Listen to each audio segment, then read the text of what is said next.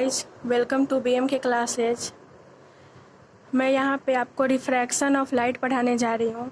ये class 8th के बच्चों के लिए भी और क्लास 10th के बच्चों के लिए भी बहुत ही हेल्पफुल होने वाला है।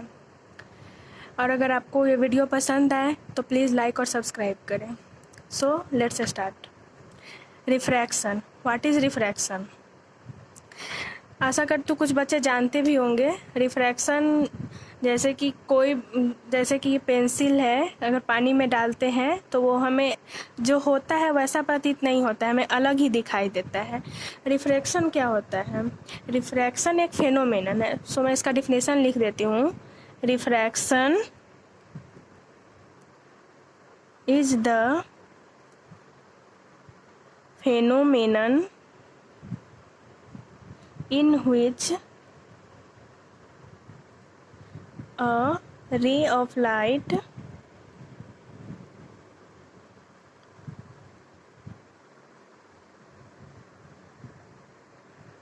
propagating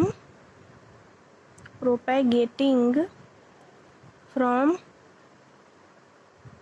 one medium to another medium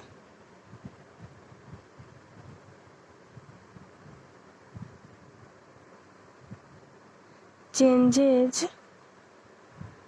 its direction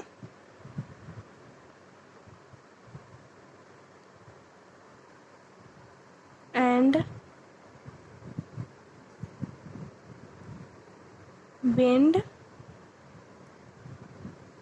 bends its path। मतलब एक मीडियम से दूसरे मीडियम में जाने में वो जो अब उसका जो डायरेक्शन चेंज हो जाता है, मतलब वो अपीयर्स कैसा होता है, बेंड अपीयर होता है। जैसे कि पेंसिल ही हो गया, और जैसे कि आप नहाने जाते होगे तो बकेट में जो मग रखा होता है वो होता कहीं और है और दिखता हमें कहीं और है। ये रिफ्रैक्शन की वजह से ही होता है। और अब आता है कि कॉज ऑफ रिफ्रैक्शन क्या है। तो कॉज ऑफ रिफ्रैक्शन हुआ different speed of light. Her medium में स्पीड ऑफ लाइट डिफरेंट होते हैं। ये तो वाटर है और ये एयर है, तो दोनों में स्पीड ऑफ लाइट डिफरेंट होता है। एयर में स्पीड कितना होता है सब जानते ही होंगे, 3 × 10⁸ मीटर पर सेकेंड, मतलब 3 लाख किलोमीटर पर सेकेंड। तो मैं लिख देती हूँ cause of refraction different speed of light in different medium।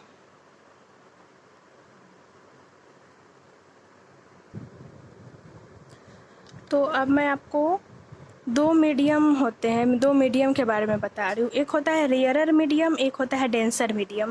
ये तो वर्ड से ही क्लियर है, rarer and denser. Denser means घना होता है, मतलब जहाँ पार्टिकल्स एकदम नज़दीक हो उसको डेंसर मीडियम कहते हैं। और रेयरर मीडियम जिसके पार्टिकल्स थोड़े दूर हो, जैसे एयर है तो एयर में पार्टिकल्स दूर होते हैं, जबकि वाटर है, वाटर में एयर के कंपेरिजन में तो पार्टिकल्स नज़दीक होते हैं। रूल्स ऑफ रिफ्रैक्शन में, मतलब रूल्स ऑफ रिफ्रैक्शन से क्या समझोगे आप, मतलब कि कौन सी रे आती है तो कैसे बेंड होकर चली जाती है। अगर कोई भी रे रेयरर मीडियम से डेंसर मीडियम में जाती है तो ये बेंड हो जाती है टुवार्ड्स नॉर्मल, इसको नॉर्मल कहते हैं। एंड देखिए जैसे ये लाइट आई, अगर ये मीडियम चेंज नहीं होती तो ये तो जैसे जा रही थी वैसे ही चली जाती, बट यहाँ रेयरर से डेंसर में जा रही है तो ये लाइट बेंड हो जाएगी, कहाँ, टुवार्ड्स नॉर्मल। ये तो सबको जानते होंगे, इसको इंसिडेंट रे कहते हैं, आई से डिनोट करते हैं, और ये रिफ्रैक्टेड रे है और ये नॉर्मल है। सिमिलरली यहाँ भी ये एक रूल हुआ, अगर रेयरर से डेंसर में जाएंगे तो रे नॉर्मल के टुवार्ड्स बेंड होगी, और इसका जस्ट अपोजिट होता है। अगर कोई रे डेंसर से रेयरर में जाती है, अगर ये मीडियम चेंज नहीं होती तब तो ये ऐसे ही चल जाती, बट अगर मीडियम चेंज हो रहा है तो ये अवे फ्रॉम नॉर्मल बेंड हो जाएगी। यही दो रूल्स है, इसको याद रखिएगा, रूल 1, रूल 2। क्या मैंने बताया कि रेयरर से डेंसर जाएगी कोई रे, then ray bends towards normal. और रूल 2 में बताई हूँ कि अगर कोई रे डेंसर से रेयरर में जाती है तो then ray bends away from the normal.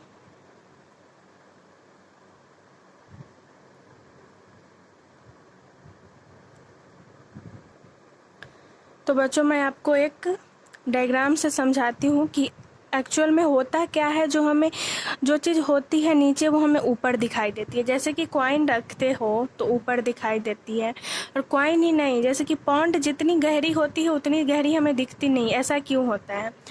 जैसे कि कोई लाइट की रे आ रही है, ये नॉर्मल है और ये रेयरर से डेंसर में जा रही है,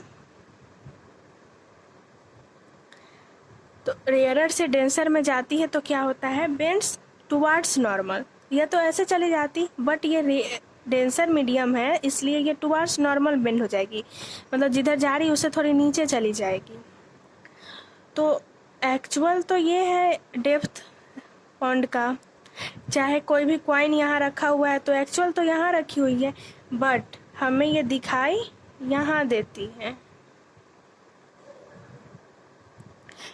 और ये जो टर्म होते हैं कुछ कुछ, एक होता है अपेरेंट डेप्थ, एक होता है रियल डेप्थ। रियल डेप्थ इतना है बट हमें दिखाई यहाँ देती है।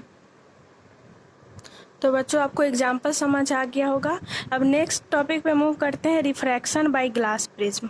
इसमें क्या होता है, ये ग्लास प्रिज्म है, यहाँ से एक रे आ रही है और ये तो एयर है।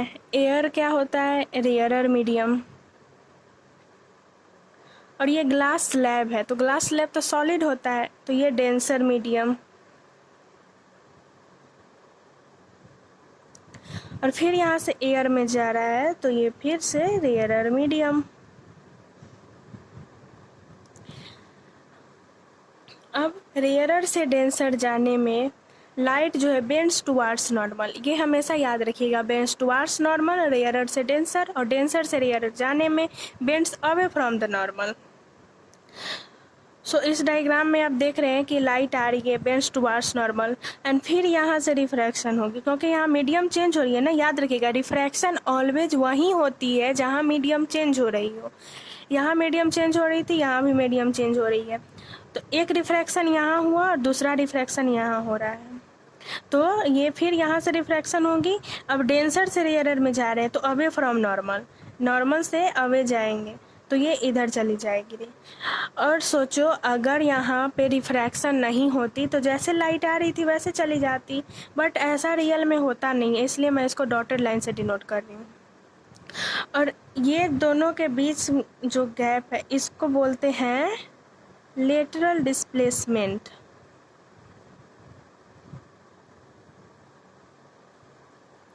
और ये जो रे आ रही है इसको बोलते हैं इमर्जेंट रे।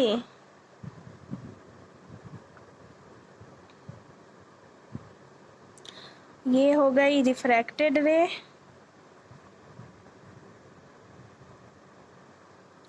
और ये इंसिडेंट रे।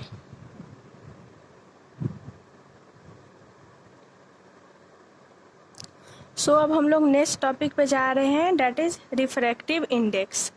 रिफ्रैक्टिव इंडेक्स क्या होता है? रिफ्रैक्टिव इंडेक्स को हम जनरली म्यू से डिनोट करते हैं, कहीं कहीं आपको ऐसे भी डिनोट किया हुआ दिखेगा, बट जनरली हम म्यू से डिनोट करते हैं, इसको म्यू बोलते हैं। यू और माइक्रो आप नहीं पढ़िएगा, इसको म्यू बोलते हैं। रिफ्रैक्टिव इंडेक्स होता क्या है? तो रिफ्रैक्टिव इंडेक्स होता है it is the ratio of speed of light in different medium where refraction takes place। इसका मतलब हुआ कि वहाँ के स्पीड ऑफ लाइट का रेशियो होता है जहाँ रिफ्रैक्शन हो रहा हो। जैसे यहाँ पे कोई रिफ्रैक्शन हो रहा है, ये कोई ग्लास है, तो ये ऐसे आ गई, तो ये इसका जो स्पीड होगा उसको v1 मानेंगे, इसको v2 मानेंगे। तो इसको हम डिनोट करते हैं म्यू 1 2। इसका मतलब हुआ स्पीड ऑफ, इसको मीडियम 1 मान लेते हैं, 1, मीडियम 1 में स्पीड को v1 और ये हो गया मीडियम 2। तो speed of light in medium 1 upon speed of light in medium 2, that is medium 1 में स्पीड ऑफ लाइट कितनी है, v1 और इधर v2। यहाँ तो हम लोग जानते हैं कि एयर है, बट एयर नहीं हो सकता है, मे बी ये वाटर हो। तो मीडियम 1 का स्पीड लेंगे और मीडियम 2 का।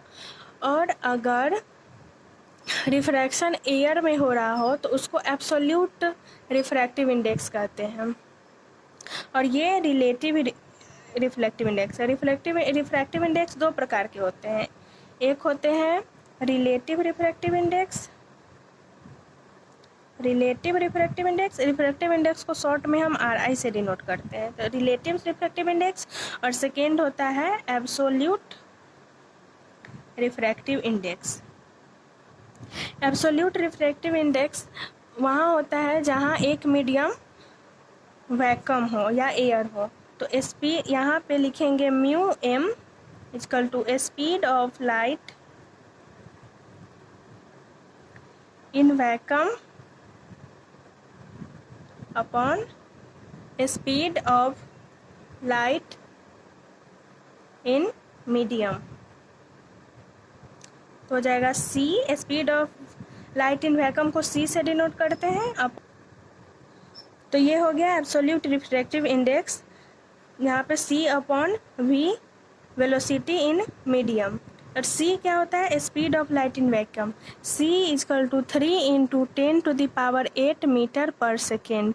ये याद रखिएगा, ये आपको क्वेश्चन में गिवन नहीं होगा, वहाँ पे डायरेक्ट एक दिया रहेगा कि एक मीडियम एयर है और एक मीडियम कोई दे देगा, आपको रिफ्रैक्टिव इंडेक्स निकालना होगा। सो मैंने रिफ्रैक्शन करा दिया।